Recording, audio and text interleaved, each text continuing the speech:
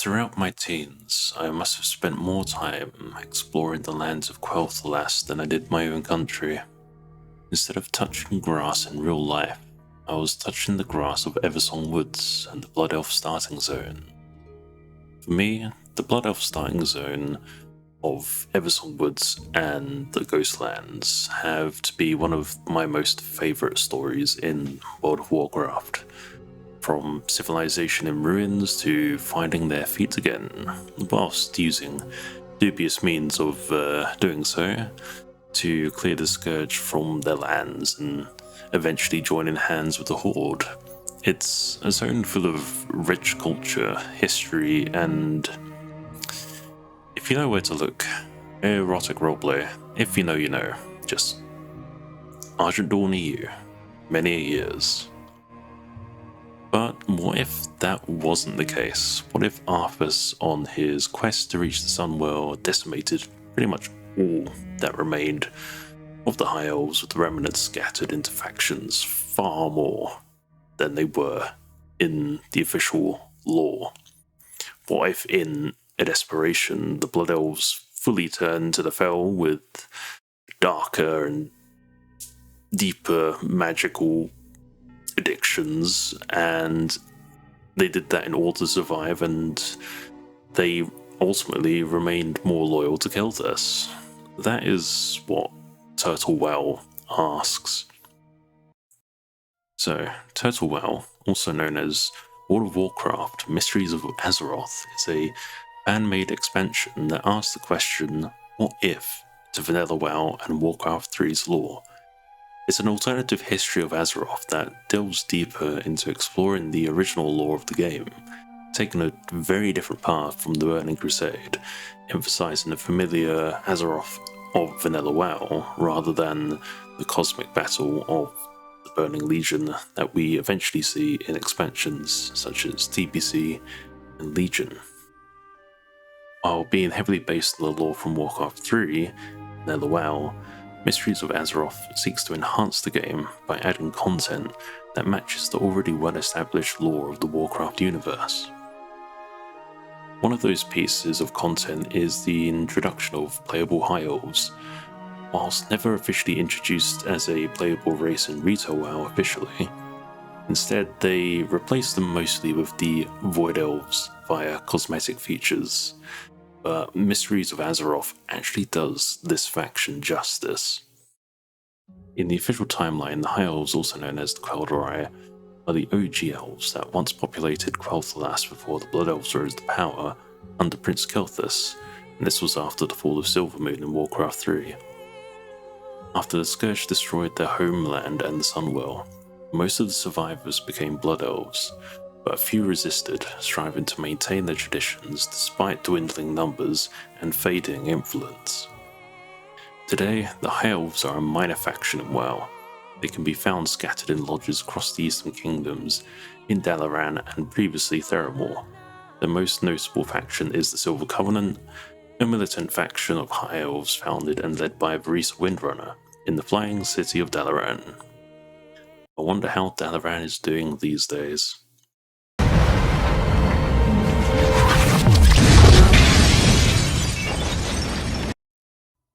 In Mysteries of Azeroth, however, the remaining High Elves, still reeling from the loss of their homeland in the Sunwell, form the main High Elf faction of the game, the Silvermoon Remnant. A broken people, they have now reunited with their ancestral allies, the humans, which led them to rejoin the Alliance and seeking to reclaim their ancient lands and return their people to their former days of glory. The High Elves in Mystery of Azeroth have their own starting zone of the Thalassian Highlands and the capital city of Alah'Thalas. The team behind Turtle WoW has really done the faction justice, and I'm excited to see where they're going to be taking the faction in the future. In this video, I'll be looking at a few things that you may have missed if you play Turtle WoW in this new starting zone for the High Elves, covering references, their history, and their Retail WoW counterparts.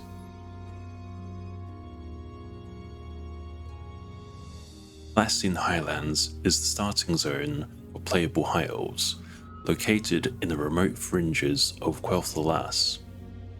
These lands were initially established as the ancient outpost of Alah'Thalas. Over time, with the Alliance's assistance, it has developed into a thriving city, complete with its own dock. In retail vanilla and TBC, these lands didn't exist. However, for us lore nerds out there, we always wondered what was in the zone above Stratholme on the world map. At one point in time, we were told that the majority of the zone was Stratholme itself, but that would have been quite unrealistic. Yes, Stratholme was a big city, but no city would have taken up the entire potential zone. However, it didn't mean that nothing was there, and the following details may provide the concept behind Alah'Thalas and the Thalassian Highlands. In-game, hidden behind the dungeon of Stratholme, players could swim from Tirisfal to an elven ruin on the coast. In Vanilla, this was an early rendition of Quel'dorei before its actual implementation. High Elves still existed in Classic, so there were some hints to their existence.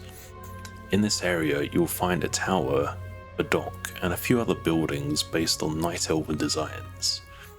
As High Elves were not in the game yet, these were borrowed assets. Besides, even if this was an ancient tower, it would have been built when the Highborn travelled from Tirisfal to Quel'dorei. High Elves may have used this area a long time ago. However, in Mysteries of Azeroth, the High Elf remnants have returned to this outpost in the lands of the Thalassian Highlands. Eldin Sunstrider, the Viceroy of Felstrider Retreat, is one of, if not the main antagonist of the High Elf starting zone. Ruling over an area of the Thalassian Highlands, Eldin commands over a force of Blood Elf marauders, spies, rangers, and warlocks. Found in the very depths of the zone, you can find him in contact with Ilithrian Shadewind, a Forsaken ambassador. This reminds me slightly of the storyline in the Ghostlands, where the Blood Elves and the Forsaken work together to purge the land of the Scourge. Ultimately, in this timeline, the alliance between these two factions are far more nefarious. But wait a minute, you said Sunstrider. Yeah, this guy is the cousin to Prince Kel'thas, the leader of the Blood Elves. And as a distant cousin to Prince Kel'thas Sunstrider, Eldin leads a group of Blood Elves that did not follow their prince to Outland. Instead, they remain in their fortified mountain stronghold of Felstrider Retreat. When the Silvermoon Remnant began to settle in the Highlands, Eldin is tasked with a contingent of Blood Elves to spy on the refugees in Brinthillion. Eldin has to be one of my biggest surprises here as a lore nerd, since we don't really know what happened to Eldin in the official timeline of WoW. Eldin Sunstrider was the name of a random blood mage in Warcraft III, though it is unknown whether he exists as a canon character or not. As he's never been confirmed or denied to exist, we've been left to speculate what happened to the last heir of the throne of Quel'dorei. In Legion, we were introduced to Liadrin Sunstrider, a distant relative of Anastarian Sunstrider, father of Kel'thas, but she had no claim to the throne of Silvermoon. This is for some reason we don't really know. She led the search for the lost blade of Fellow Malorn, but she died in Icecrowned and later reborn as a servant of the Lich King, and that's when we, the adventurer, kill her and reclaim the sword. In Mysteries of Azeroth, Eldin is a bit of a chump. He's kind of immediately killed by us on a quest given to us by Astalor Sunsworn. He doesn't play a huge threat in the zone, but is mainly a thorn in the side of the Regency Council, but he's a nice addition to the game nonetheless. In the main WoW timeline, Lady Liadrin is one of the leaders of the Blood Elven people, and plays a major role in the military operations across Azeroth. She's one of the most recognizable characters in the game and leads a group called the Blood Knights. They're the paladins of Silvermoon, which originally had quite a dark backstory. Lady Liadrin, which I just realised doesn't have a last name or family name. Is Liadrin her family name? It doesn't really matter. She was originally a High Elf priestess of the light, and Liadrin became disillusioned with her faith after the Scourge invasion of Quel'dorei, and spent many of the following years honing her martial prowess against the undead, which occupied the Ghostlands. When the captured Maru, try saying that 5 times, was shipped to Silvermoon by Prince Kel'thas, Liadrin was summoned by Grand Magister Romath to partake in the radical idea that the Magi had devised, which was the empowerment of light-wielding warriors by siphoning the power from the captured Naru, essentially sucking out its holy energies. Contemptuous of the Light's failure to protect her homeland in its greatest hour of need, Liadrin volunteered herself for this notion and thus became the first of the Blood Knights. Following Kel'Thas's betrayal, Liadrin renounced her loyalty to House Sunstrider. In Mysteries of Azeroth, however, Liadrin never became disillusioned with her faith and is found at Balador Chapel. This Liadrin never had the desire for martial prowess or never became a Blood Knight. Instead, she remained as a faithful servant of the light. However, this may be for the worse. When she makes a plea to the nobleman Astalor Sunsworn, who is also a member of the Regency Council, for aid, whilst many of the nobles in Alah'Thalas live in comfort, the majority of the refugees and young elves are starving. When Liadrin is told by the player that Astalor refuses to help, we can read the following. Repeat Astalor's words to the priestess, ensuring no detail is omitted. As you deliver his message, you witness a simmering rage in the priestess's eyes. A faint green glow emanates from them, transforming her countenance into that of an entirely different person. Very well. I anticipated as much from him. What sheer arrogance. No cause is worth the continued suffering of even a single Quel'dorei. We have endured enough. We will ensure that Astalor comprehends this. Soon. We get a glimpse into the retail WoW timeline by a flash in her eyes. Deep down, the Lady Liadrin we still know is still there. If our Liadrin was in her stead, Astalor would be counting his days. The Silvermoon Remnant are the remaining High Elves, still reeling from their loss of their homeland and the Sunwell. Broken people, they have now reunited with their ancestral allies, the humans, which of course led them to rejoin the Alliance, as I said previously, and, seek to claim their lands to former glory, and this is the in-game faction of which the playable High Elf characters are a part of. Like any other faction, you can gain reputation with this faction to unlock items and rewards. The Silvermoon Remnant are based in the capital of Alah'Thalas in the Thalassian Highlands, and are ruled by the Regency Council, formed after the wake of Kel'Thas's expedition with his army, the Sun Fury, into Outland. In Retail WoW, the Silvermoon Remnant was a faction for about one patch, and then was entirely removed from the game and never to be seen again.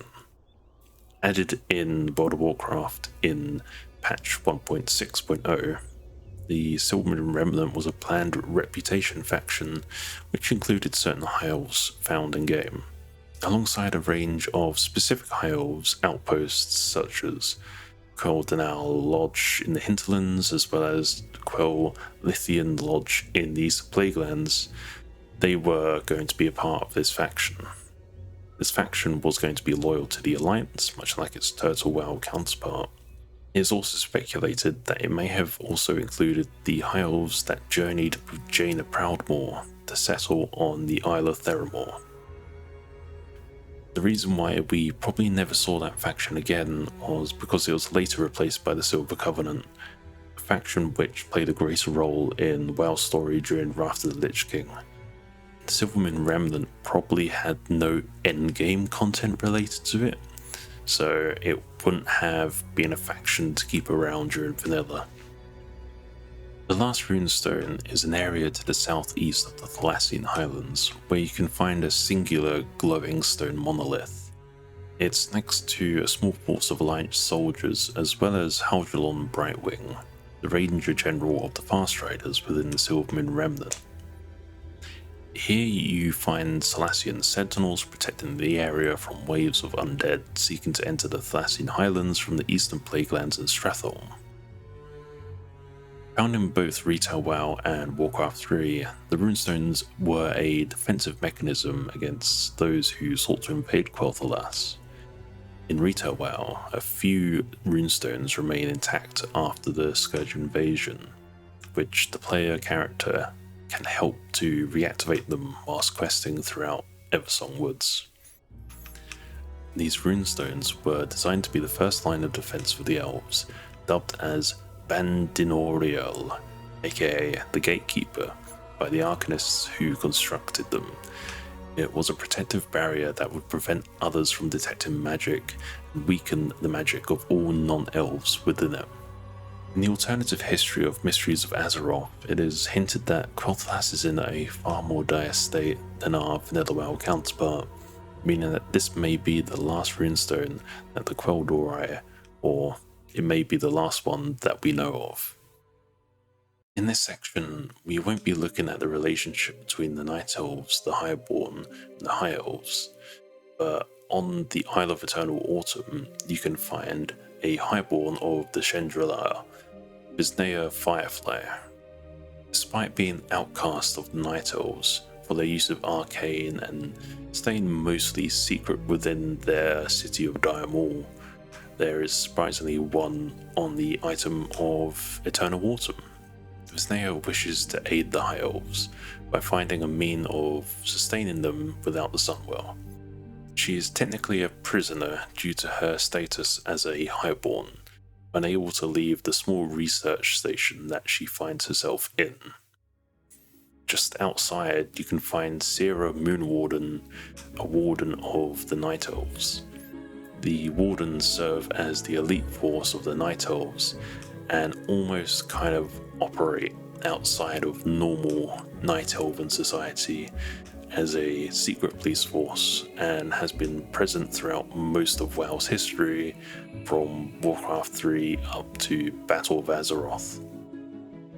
Here, Sierra acts as Visnea's jailer and bodyguard, tasking the player to rid the Isle of Eternal Autumn from restless ghosts, murlocs, and a growing Naga threat.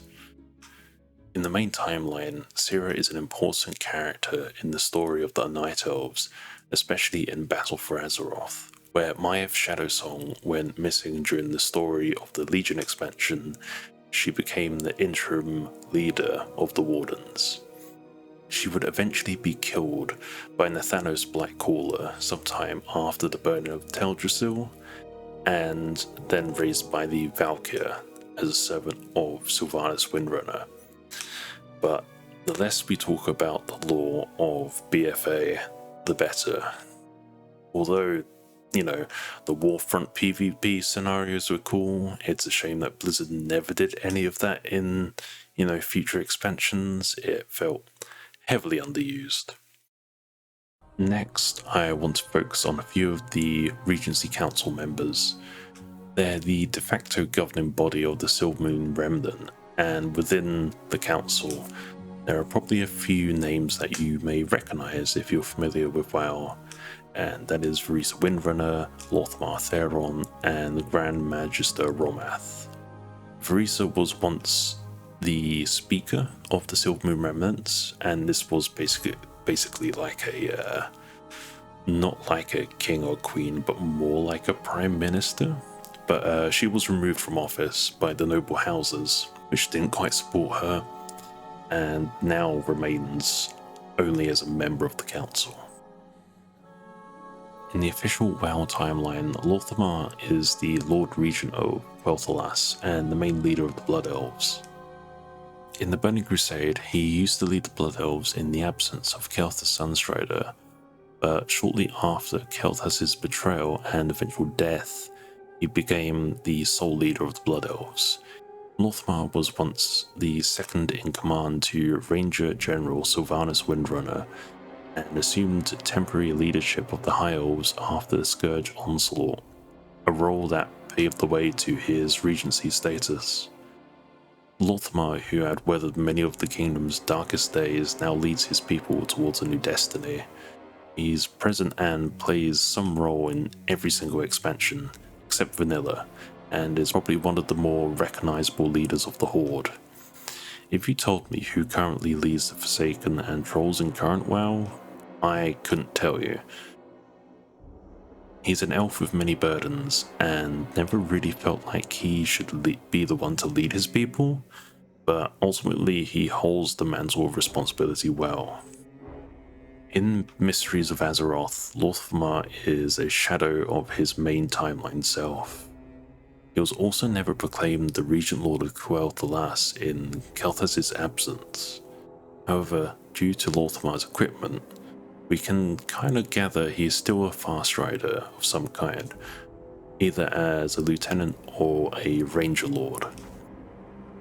In this timeline, Lor'themar is no more than the lord of a dying noble house, and a supporter of Rhys Windrunner in the Regency Council. We actually put to rest his uncle's spirit on the Isle of Eternal Autumn, and return the family heirloom to him. For a major character, he plays an incredibly minor role. I kinda like that. He lives the life of a dreary man in a tedious job. He's living the life that our Lor'themar wanted, free of the burden of responsibility, never taken risks, and never seized the opportunities that were in front of him. Kinda reminds me of one scene from Star Trek The Next Generation in an episode called Tapestry, where Picard is taken back in time to change the timeline, so he wouldn't quote-unquote die from a heart complication in the future due to a risk he hadn't taken in the past. The role Lor'themar plays here in Mysteries of Azeroth gives a certain feeling that the fan expansion we're experiencing is a Azeroth that is far more pessimistic. We have heroes that we know play smaller roles, and the threats have never been greater, and the world feels a little bit more vicious, not just in terms of imminent danger, but also how characters treat each other and how they scheme and plot. It's a darker side to the story, which I've been enjoying so far. Following Lor'themar, the next character I'd like to briefly look at is Astalor Sunsworn. In the story of the Thalassian Highlands, Astalor plays a small antagonizing role, very much the foil to the character of Rhys the Windrunner. Astalor Sunsworn is the patriarch of House Sunsworn and is a current member of the Regency Council of Alah'Thalas. One of the surviving nobles of Quel'dorei, Sunsworn is among those most opposed to Rhys the Windrunner, and most certainly one of the nobles that removed Rhys from the role of speaker. As mentioned previously, we meet Astalor via a quest given to us by Liadrin, and the first thing he asks us is why haven't his guards apprehended us already? He's clearly disgusted by anyone who isn't a noble, and we face even greater disgust when we say we're an adventurer. Not only is he a bit of a bastard, he also surprisingly wants to make himself king, which to me seems a little bit left field, but really hammered home how much of a lunatic he is. Astalor is the quest giver for us to kill Eldin Sunstrider also, which is quite amusing, as Astalor wants to remove Eldin due to his royal bloodline, and could potentially become king if Quel'Thas never returned from Outland. But at the same time, he's a radical who wants to become a king himself, but of the High Elves. and this kind of also undermines the Regency Council. And this is what Eldin is also trying to do at the same time. It's very much a cloak and dagger scenario where an antagonist would rather work for the interests of the people who he's trying to undermine in order to destroy another antagonist, not because it's the right thing to do, but because it's a way of furthering his own ambitions. It really shows how fragile the Regency Council is. We won't cover it here, but Grand Magister Romath is also a possible traitor within this council, as he is still in regular communications with Prince Gilneas. Ultimately, members of the council like Romath and Astalor want to try and best serve their people, but in two very different ways. To go back to a moment where we mentioned his antagonistic relationship with Liadrin, it's also ironic that in the WoW timeline, Astalor is second in command to the Blood Knights under Lady Liadrin. However, Astalor doesn't go by the name Sunsworn, he is known as Astalor Bloodsworn.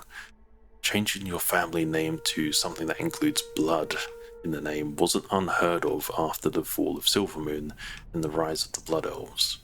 Astalor Bloodsworn is a powerful magister that once became advisor to Prince Gilneas, which makes sense coming from noble roots.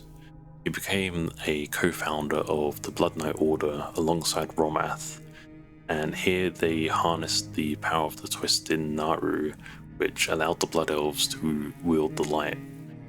Everything that Astalor in the main timeline of WoW is a mirror in Mysteries of Azeroth.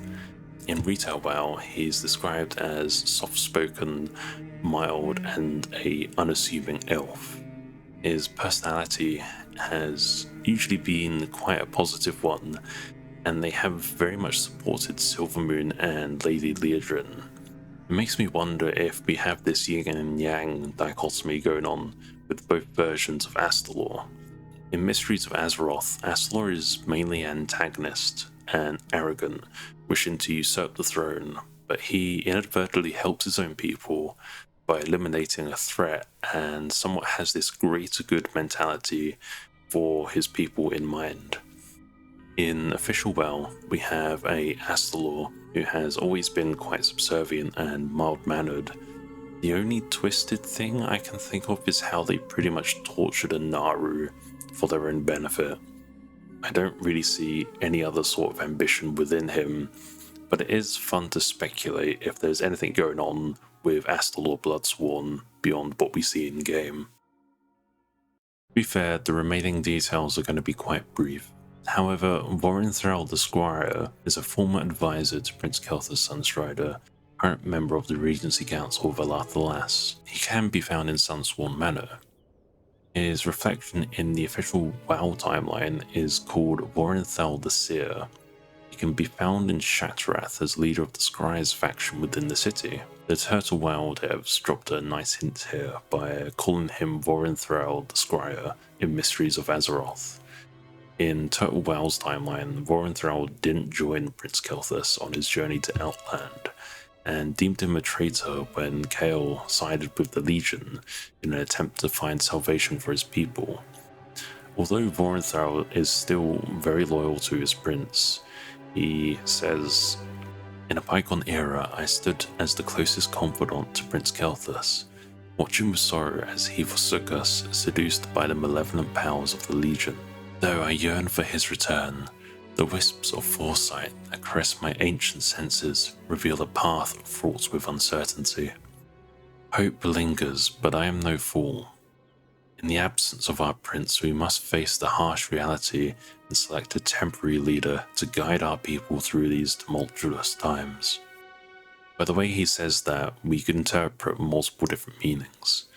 He either wants Astalor to become leader of their people via king or appointed as speaker, or he's secretly a traitor that supports Eldin Sunstrider due to loyalty to House Sunstrider, or he simply wishes to vote for a leader regardless of if it's someone in the Regency Council. He says that he has wisps of foresight in his ancient senses that reveal the path. This is of course a reference to the visions that he got whilst travelling through Outland with Kael in the official timeline en route to Shattrath. Here, Voren'thal had a vision of the future, a time where his people would rise up and live free of the addiction and despair, restored to their glory. And at the heart of that vision was a Muru, shining its light over Quel'Thalas and easing the torment of all the Blood Elves and their addictions. This would eventually come to pass later in the TBC expansion when the Sunwell is restored. Voren'thal was forever changed by this vision, and the Blood Elves that had followed Chaos to Outland had languished on the ruined planet as nothing more than further pain. And that's how Voren'thal found salvation for his people, and of course going to Shattrath instead of, relying more on Kel'Thas or Illidan and the Legion. But the fact that Voren'thal is getting visions now and that they're unclear is incredibly terrifying, as this has a sense of foreboding which ties quite well into the darker story that Mysteries of Azeroth is trying to tell. There's little to say about Tenris Mirkblood other than he can be found in the weathered ghetto of Alah'Thalas. He proclaims himself as King of the Withered, seems to be rationing out or demanding mana crystals to or from other Withered. He uses a reskinned Kel'Thas model from the Sunwell dungeon, which is also a nice touch.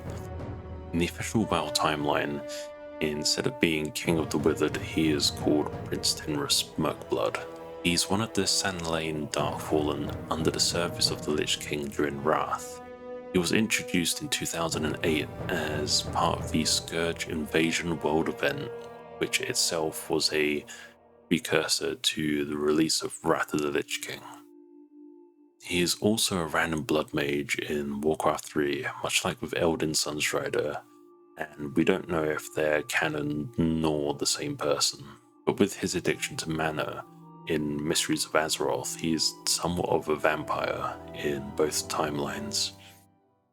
Lord Hortiga Ironmane is the Gilnean ambassador to the Silvermoon Remnant, and he can be found in the Citadel of the Sun, next to the Wildhammer ambassador Yargon Grimbeard.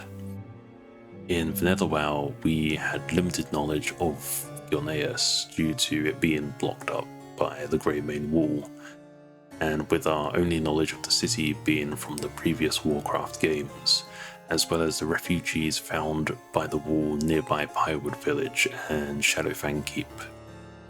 Gilneas in Mysteries of Azeroth is more open to working with the Alliance, and I'm very much looking forward to what Gilneas has to offer when I get there on my journey in Mysteries of Azeroth.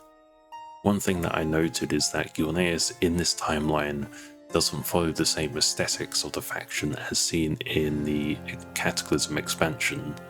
The faction in this game draws more of its influence from the presentation of Gilneas, which lies in Warcraft II.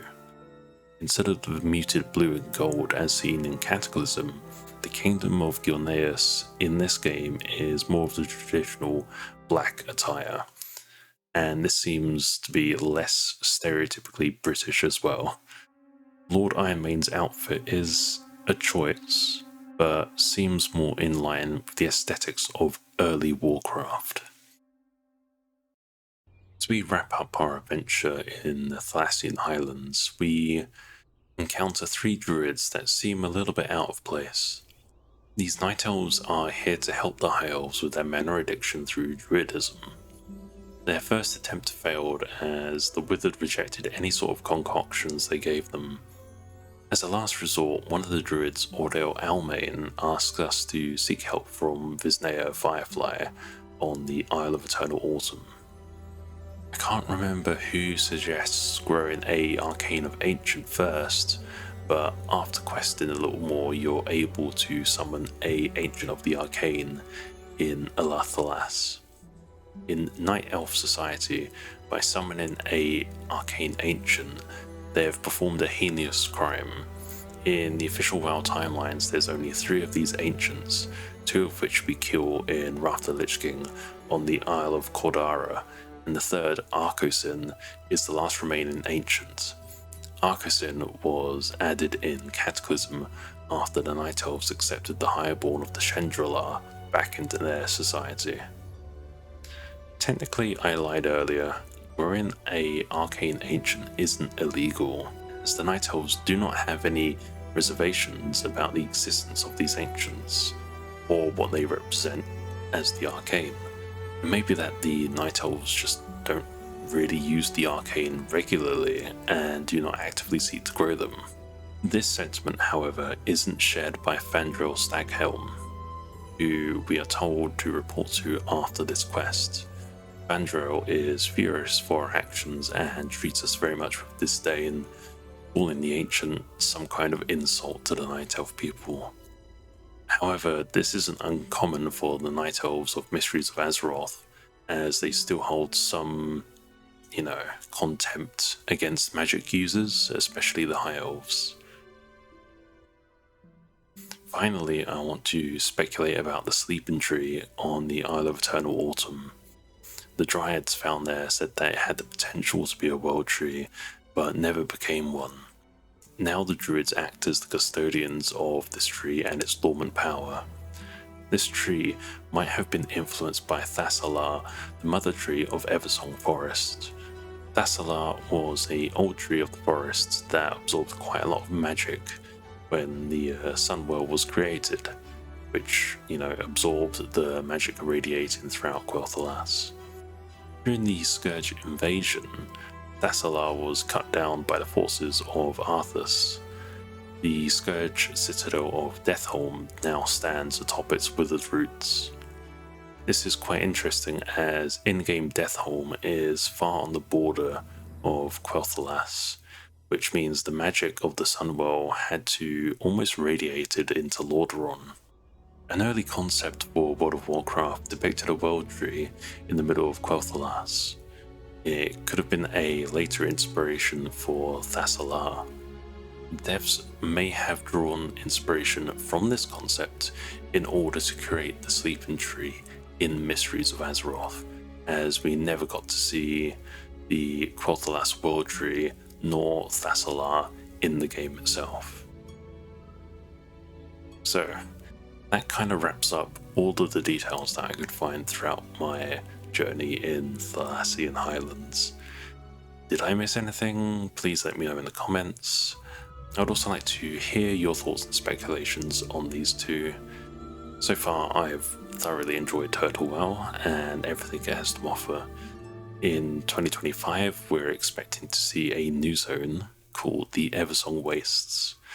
Just imagine the Ghostlands, but 100 times worse, and spread across Quel'dorei. That sounds incredibly interesting and terrifying at the same time. May or may not do more of these videos, but documenting my journey so far has been quite fun, and as a Worgen and Gilneas fanboy, I honestly can't wait to see what Turtlewell has to offer there. But yeah, don't expect anything from me. I just want you to like what I created, and I kind of created this on a spur of the moment thing. Still not used to talking. Yeah, this isn't going to technically be a WoW channel or anything. It's going to be, hey, this looks interesting. Talk about that for a bit. Reviews or commentary or things like that. But yeah, thanks a lot. It means quite a bit to me watching this. Catch you later.